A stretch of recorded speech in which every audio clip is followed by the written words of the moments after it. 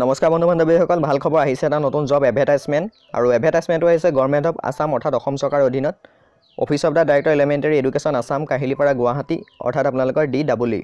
ঠিক আছে, চ' এডভাৰটাইজমেণ্টটো কি আছে সকলোখিনি আমি কথা পাতিম ভিডিঅ'ৰ জৰিয়তে। আপোনালোকে সম্পূৰ্ণ ভিডিঅ'টো শেষলৈ চাই থাকিব, লগতে সকলোখিনি ইনফৰ্মেশ্যন আপোনালোকে জানিব পাৰিব ভিডিঅ'টো চালে।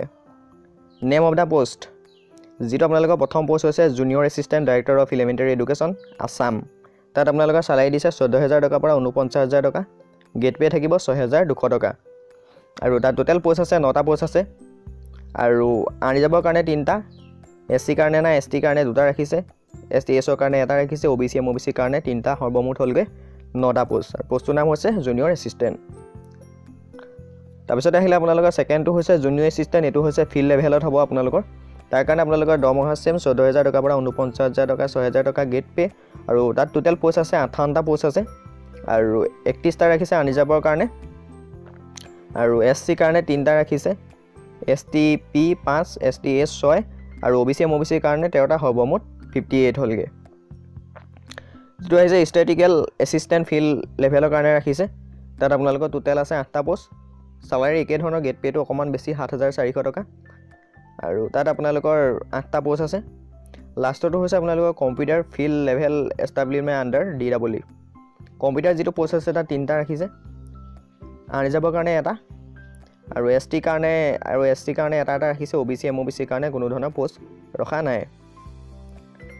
তাৰপিছত আহিলে আপোনালোকৰ এজ তথা বয়সটো আপোনালোকৰ হ'ব লাগিব 18 বছৰৰ পৰা 44 বছৰ হ'ব লাগিব জেনেৰেলসকলৰ, আৰু যোনখিনি OBC MOBC আছে তেওঁলোকৰ 47 বছৰলৈকে হ'ব লাগিব, আৰু যোনসকল ST SC কেণ্ডিডেট আছে তেওঁলোকৰ 49 বছৰৰ ভিতৰত হ'ব লাগিব। ঠিক আছে, তাৰপিছত আপোনালোকৰ আহিলে এডুকেশ্যন কোৱালিফিকেশ্যনটো।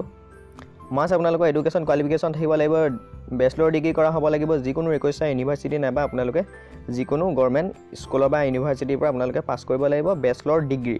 ঠিক আছে, লগতে আপোনালোকৰ কম্পিউটাৰ নলেজ থাকিব লাগিব তথা চাৰ্টিফিকেট থাকিব লাগিব আপোনালোকৰ ছফ্টৱেৰ টুলছ ইণ্ডিপেণ্ডেণ্ট যিকোনো নলেজ থাকিব লাগিব, ছিষ্টেম MS উইণ্ড' আপোনালোকৰ এইবিলাক কিছুমান থাকিব লাগিব, ৱৰ্ড প্ৰচেছৰ আপোনালোকৰ ইমেইল ইণ্টাৰনেট এইবিলাক ইংলিছ আছামিজ সকলোবিলাক আপোনালোকে কম্পিউটাৰত জানিব লাগিব।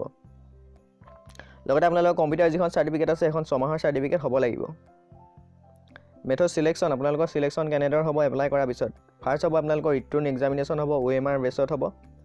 তাৰ কাৰণে আপোনালোকৰ প্ৰথম 100 মাৰ্কছ থাকিব ৰিটন এক্সামৰ কাৰণে, 30 মাৰ্কছ আপোনালোকৰ যিকোনো ইংলিছ এণ্ড আছামিছৰ ওপৰত আহিব, কম্পিউটাৰ আহিব 20 মাৰ্কছ, ঠিক তেনেদৰে বাকীবিলাক আপোনালোকৰ জেনেৰেল নলেজ বা এনেকুৱা ইংলিছ হিষ্ট্ৰী এনেকুৱাবিলাকৰ ওপৰত আহিব।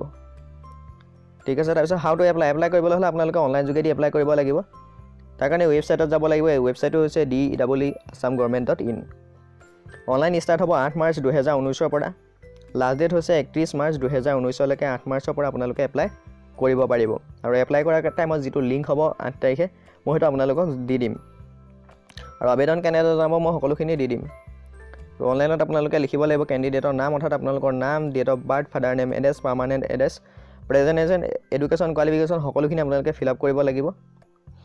তাৰপিছত আপোনালোকৰ ৰিটন এক্সামিনেশ্যন হ'ব, তাৰপিছত ডকুমেণ্ট ভেৰিফিকেশ্যন হৈ যাব। ঠিক আছে, চ' ভিডিঅ'টো ইমানখিনি। ভিডিঅ'টো নিশ্চয় ভাল পালে আপোনালোকে, ভিডিঅ'টো ভাল পালে কৰিব কমেণ্ট, লগতে আপোনালোকৰ কিবা সুধিবলগীয়া থাকিলে তলত কমেণ্ট কৰিব পাৰিব, আৰু যদি আপোনালোকৰ কোনোবা ভাল বন্ধু বান্ধৱী আছে তেওঁলোকলৈ ভিডিঅ'টো সম্পূৰ্ণ শ্বেয়াৰ কৰি দিব সকলোতে, আৰু যদি চেনেলটো এতিয়ালৈকে ছাবস্ক্ৰাইব কৰা নাই তেতিয়াহ'লে ছাবস্ক্ৰাইব কৰিব, তেতিয়া যিকোনো ইনফৰ্মেশ্যন আপোনালোকে লগালগ পাই যাব।